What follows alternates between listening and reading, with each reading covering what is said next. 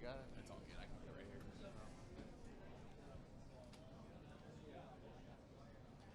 All right, continuing on, we are now joined by Kurt Busch, driver of the number 45 Monster Energy Toyota for 2311 Racing, and we'll go ahead and open it up to questions. We'll start up front here with Kelly.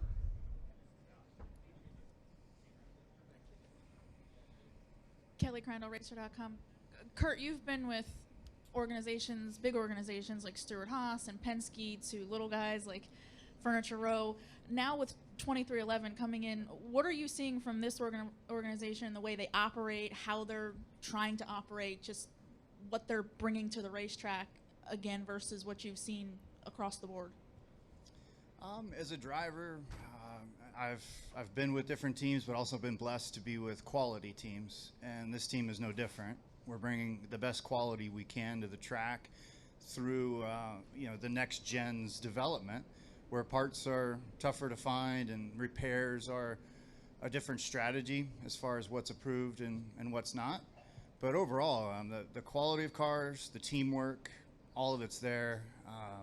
We're a sister team to JGR, and so I look at it as there's 6 Toyotas that go to the track to win.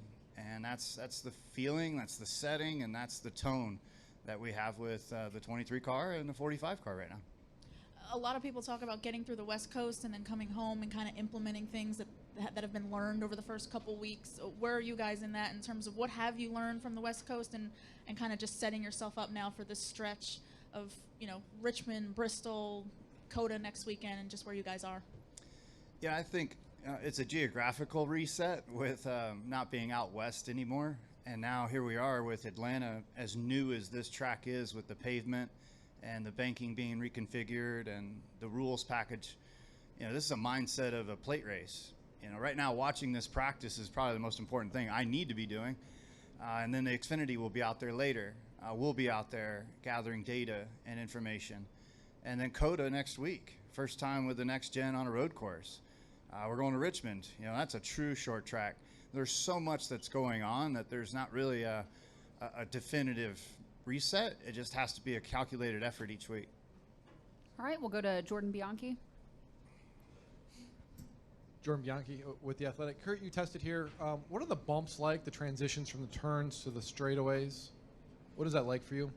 Yeah, I think they had a construction problem with a pipe breaking on the back straightaway area, and it eroded the fresh asphalt all the way down the back. And so the segment where they cut it in from the banking in turn 2 to the flat, that was the roughest spot. And from what I was told, they ground the racetrack there, as well as turn 3's entry, mainly on the straightaway side.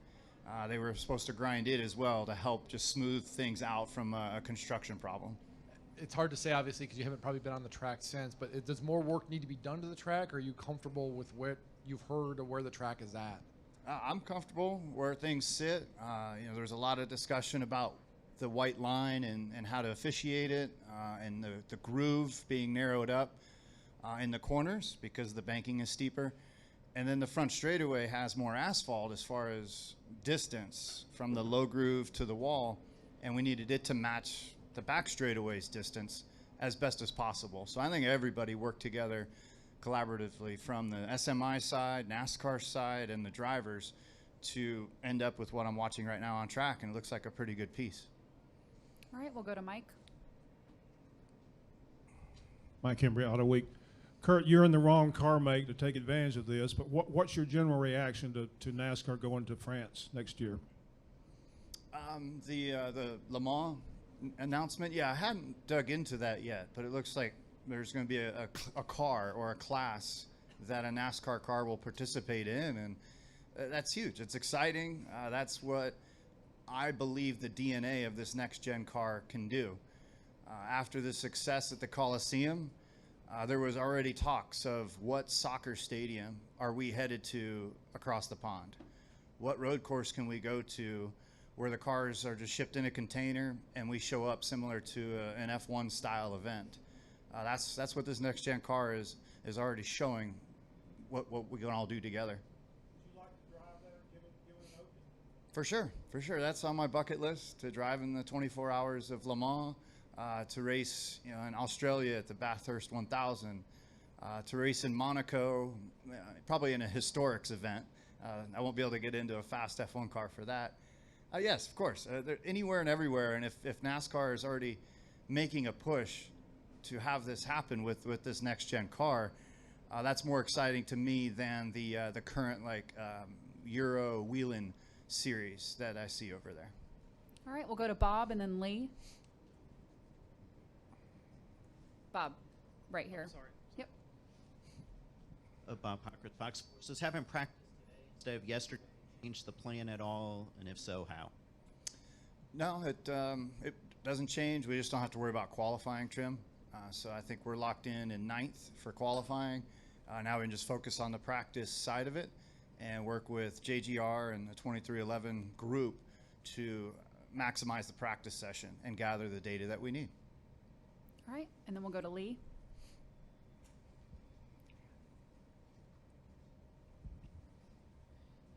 I'm kind of curious about Ross Chastain. You got to work with him and saw his development on the Cup side. And since you're familiar with kind of what was left there when you left Ganassi, are you surprised that he's really just starting to flourish?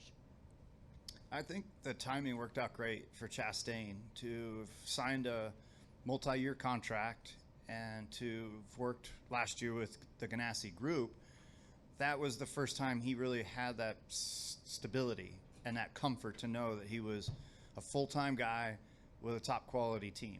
And now with the next gen car and all the newness, he's basically with the same group of people. And he's that blue collar kid that's like, so what, now what? And it's really fitting his style with the team he's with and just the newness of the next gen car. All right, we'll go to the back right here. Peter Strada, TSJ Sports. Kurt, as the last winner at Old Atlanta, what would it mean to go back-to-back and get the first win at New Atlanta? That would be a dream come true in a sense with this situation. I mean, anytime you can win what I would call this to be an inaugural style event, it's labeled for a long time. And, you know, the old track and character here, I'll miss it. I'll miss it after racing on it for so many years. But this is a brand new AMS, and this is a brand new type of feel and sequence on what it's going to take to win. So this is definitely, in a driver's mind and team's mind, this is hyped up as an inaugural event. All right, we'll go to Jerry Jordan. Jerry Jordan, KickingTheTires.net. I put all the car numbers into a random number generator a while ago, and yours was one of them that come up. But do you have on wrecking or surviving? On surviving, on winning. Okay. So, but do you have an advantage because you have tested here, or is it a great unknown because we haven't seen all the cars together? We'll take any advantage that we can get. Right now with the next gen car, everybody is learning so fast, and from our test session, yeah, it was 45 degrees and cool, and there was only 3 cars.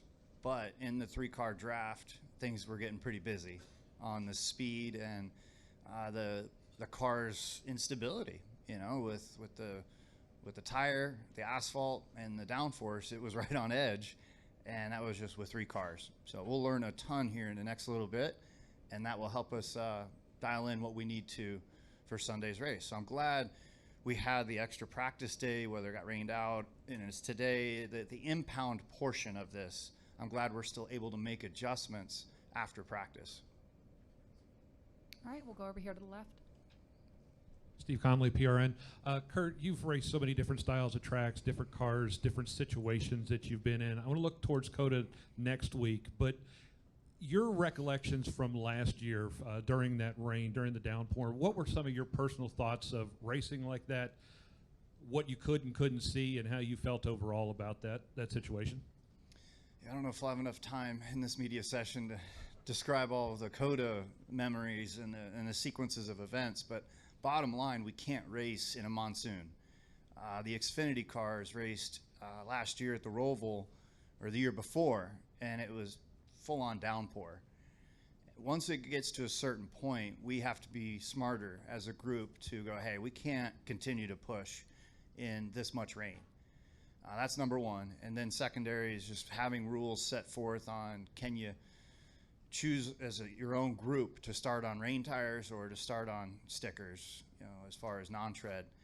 That was a question and a bit of confusion as well. So things were pretty busy there last year. We actually pick up 24 seconds of lap time when it's dry versus wet. That's the biggest number I've ever seen in any of my tracks that I've been to, so that's pretty wild. How will you look at going to next week, considering that the weather is supposed to be significantly different, warmer, dry, and everything? Yeah, I already checked the weather. It's supposed to be 86 and sunny. We're good on the rain, and now we have the heat to battle. That'll be a topic. Also, tire drop-off. If we're going to be out there running in the sunny conditions with our sticker tires or the non-groove tires, how much is the tire going to drop off because of the length of track? So I think you can just really put it into the Road America mindset on what you'll see and what you'll experience, and that turned out to be a really good show last summer.